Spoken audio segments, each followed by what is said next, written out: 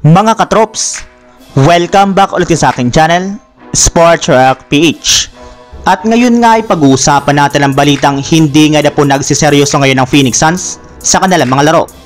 Pag-uusapan na rin nga natin dito sa ating panibagong video, ang balitang ganito na nga na po nakakatakot ang koponan ng Los Angeles Lakers.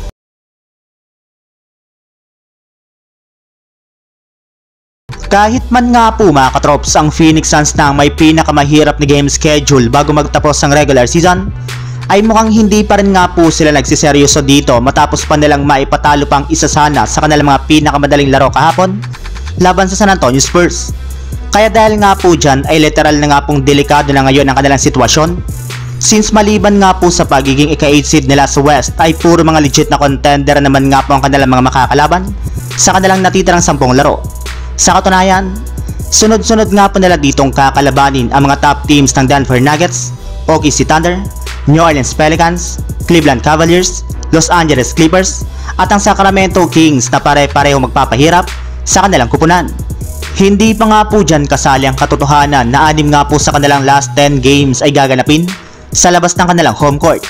Kaya meron pa rin nga po talagang posibilidad na hindi pa sila makasama sa play-in tournament kapag naipatalo nga po nilang muli ang kanilang natitirang 10 laro, lalo pat 5.5 games lamang nga po ang kanilang kalamangan sa ika-11 seed. Samantala, punta naman tayo sa ating sunod na pag-uusapan sa balitang ganito na nga po nakakatakot ang koponan ng Los Angeles Lakers.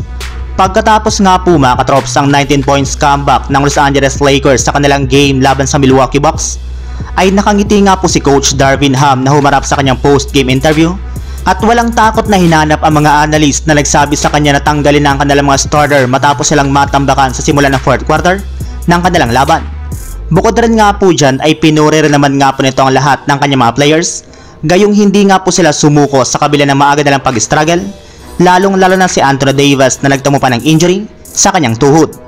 And speaking of Davis mga katrops, sinabi nga po nito na hindi na nga po big deal ang pagkakaroon ng 20 points na kalamangan ng kanilang kalaban, since maaari pa rin nga po talaga nila itong mabura sa isang iglap lamang. Pinasalamatan na rin naman nga po nito ang kanyang mga teammates at coaches sa pag-encourage sa kanya na tumira kahit man malami ang kanyang simula.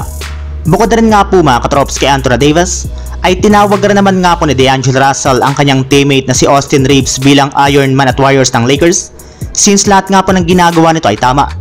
At gayong nabanggit na nga po natin si Reeves, ay napaka-astig rin naman nga po nitong sinabi sa kanyang post-game interview na dalawang bagay lamang nga po ang kinukonsiderang gawin ng kanilang kupunan matapos silang matambakan ng Bucks.